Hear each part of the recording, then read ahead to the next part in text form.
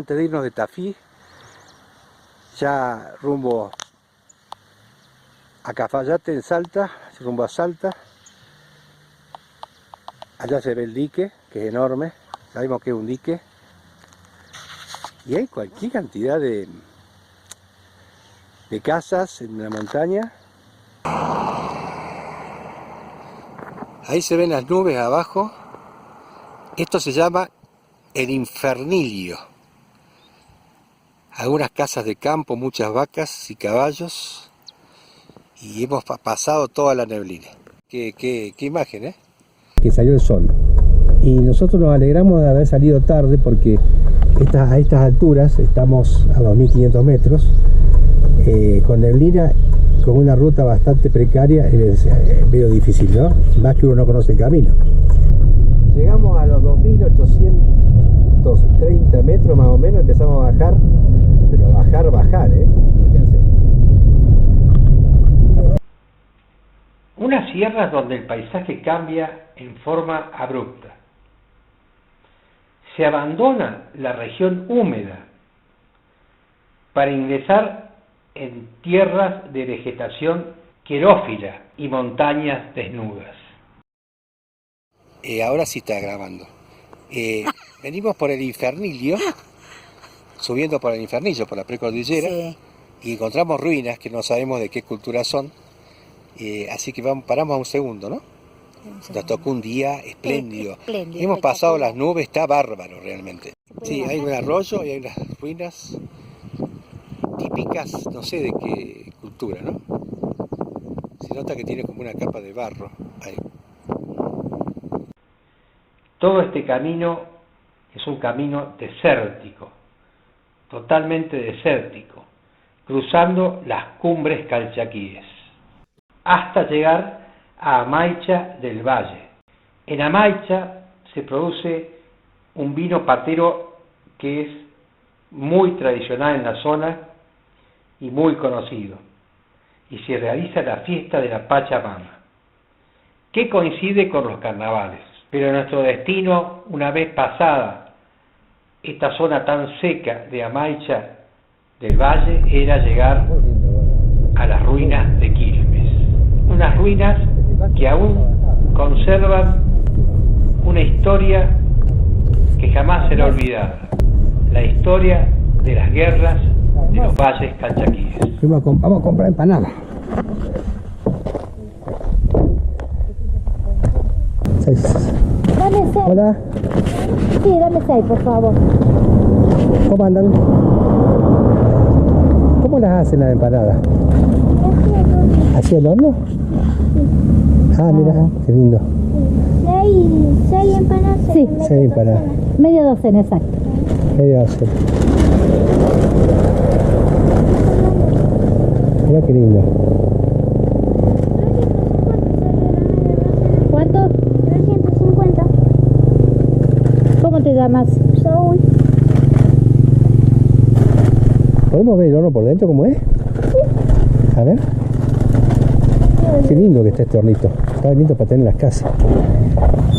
Ah, mirá. Ah, mira. Está perfecto. Mirá. Hermoso. Bueno, estamos acá en las ruinas comiendo unas empanadas salteñas que compramos a unos chicos que estaban al lado de la ruta. No, son salteñas, no. Perdón, tucumanas. Ah. Estamos al límite con Salta.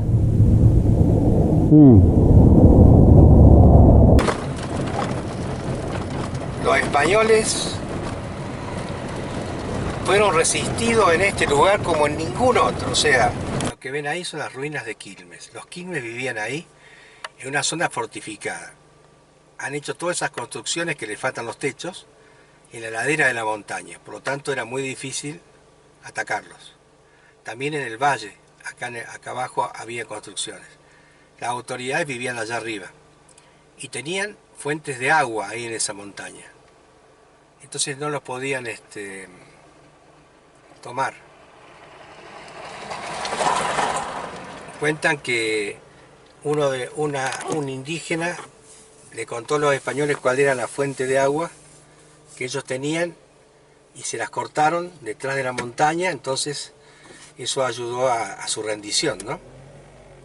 Estos pueblos que ya habían sido conquistados por los incas, hacía 500 años, antes de la llegada del español.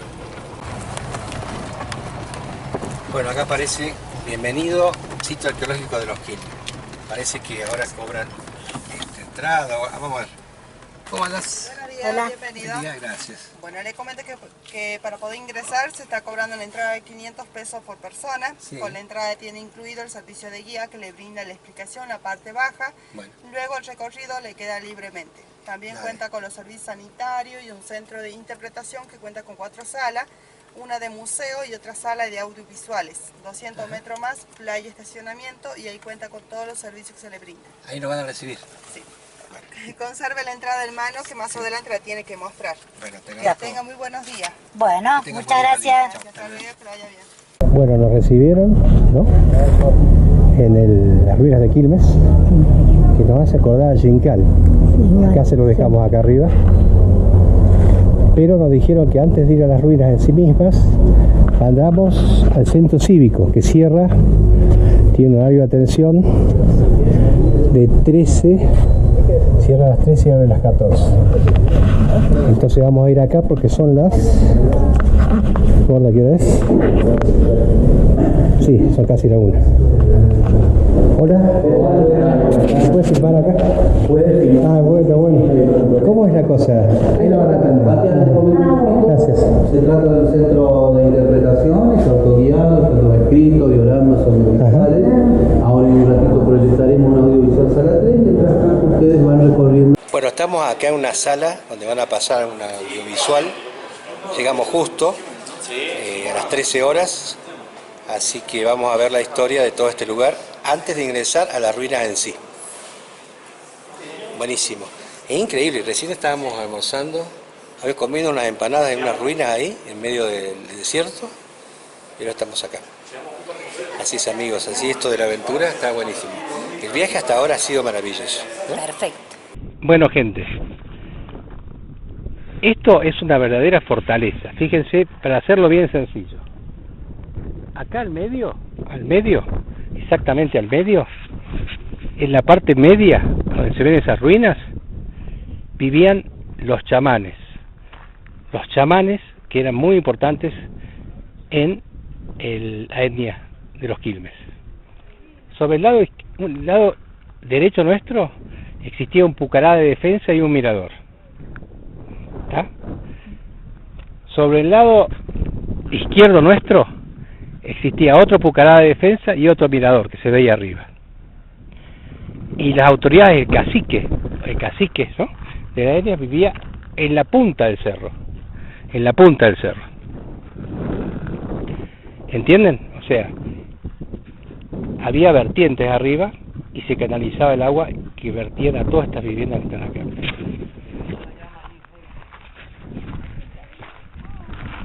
Vamos a hacer acá. Todas las otras casas que vemos acá, y por kilómetros, ¿no?, eran las casas donde vivían los trabajadores. Eran lugares gente que trabajaba, eran labradores, que trabajaban la tierra, y cazadores. Y hay lugares donde se guardaban los granos, y lugares donde ellos vivían en comunidad. La gente trabajadora vivía en varias familias en una sola vivienda. Los techos estaban hechos con cardones, con madera de cardón, y jarilla y barro, ¿sí? Así que ahora vamos a intentar subir por la parte media a todo este gran, uno de los sitios arqueológicos más importantes que existen en lo que es hoy Argentina, ¿no?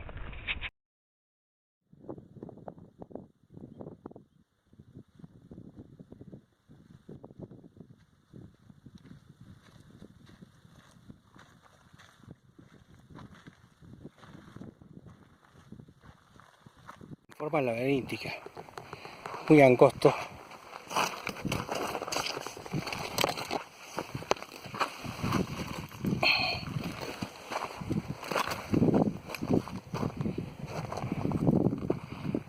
Todas las viviendas, ¿no?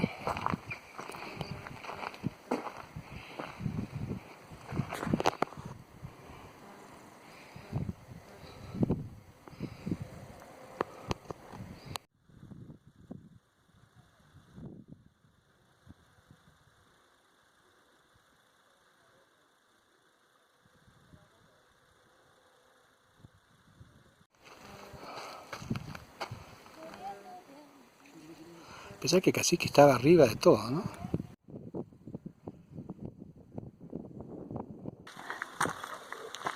Acá se ve bien, bien. Sí, estos pasillos son re chiquitos. Pero por ahí te podés meter. Sí, sí, guarda. Pero ¿te lleva a algún lado? Sí. Estamos cansados porque hace un sol muy fuerte, ¿no? Sol tremendo, ¿no? Sí, Pero bueno, nos entusiasma. Fíjate vos que este es el lugar chamánico y ya hay cuarzo, hecho con cuarzo también parte de las paredes. No sé si lo habrán puesto los arqueólogos, los que la reconstruyeron. Fíjense.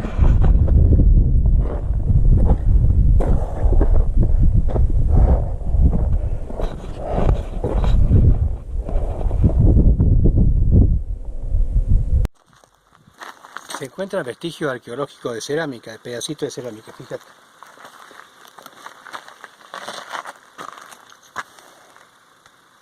Está pintadita ahí, ¿ves? Se ve que hay otra. Acá hay otra. Y acá, mira. Tiene como una orejita trabajada, ¿eh? Sí, acá ahí.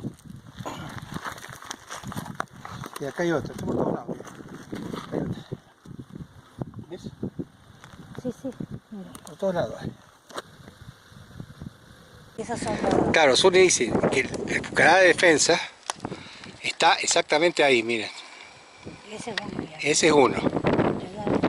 Pero en la ladera está todo construido. Ahí hay otro. Hay otro más chico. Hay otras construcciones. Fíjense, esto es un castillo de defensa, ¿no? Un lugar ahí y otro más abajo. Sí. Fíjense, ahí y ahí. Ahí hay uno. Toda la sierra está trabajada. Claro. A la atalaya. Estamos muy cansados ya.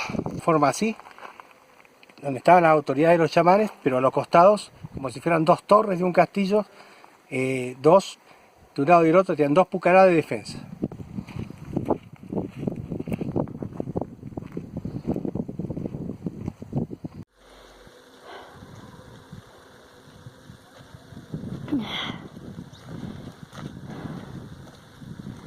Está tremendo.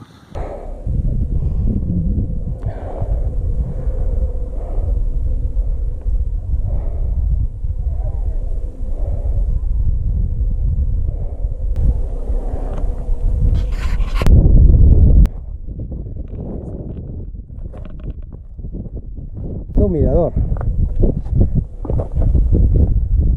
Una ciudad construida en forma escalonada, antes terrazada, en una construcción laberíntica, semi-subterránea para hacerla camuflada a los cambios climáticos, protegerse de los fríos, de los vientos, de las calores y también de los enemigos.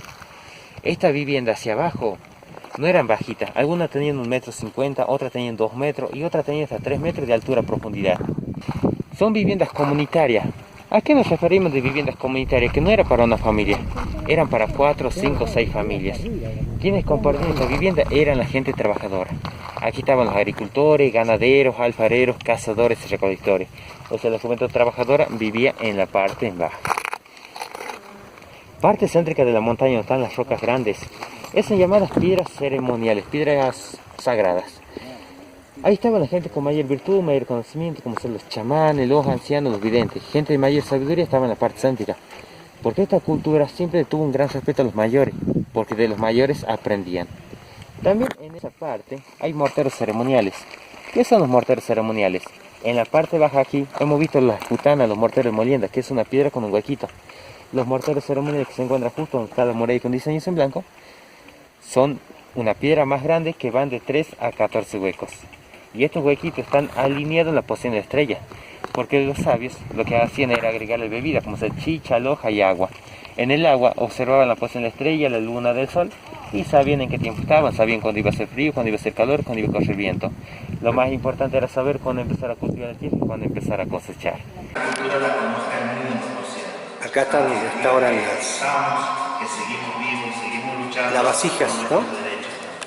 Muchísimas gracias por venir. No dejen de venir, que vengan a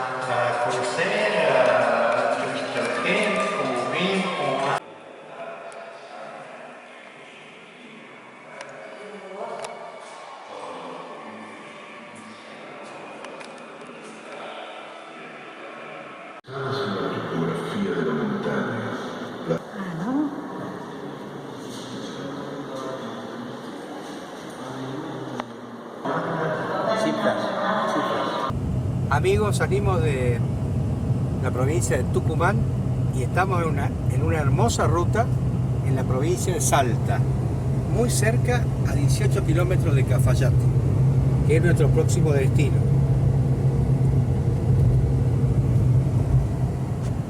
Y apenas llegamos tenemos que conseguir alojamiento. Como saben, no hemos reservado nada porque es un viaje que no está programado. El plan es que no hay plan. Así que bueno, vamos. Hasta ahora tuvimos mucha suerte, así que va a seguir la suerte.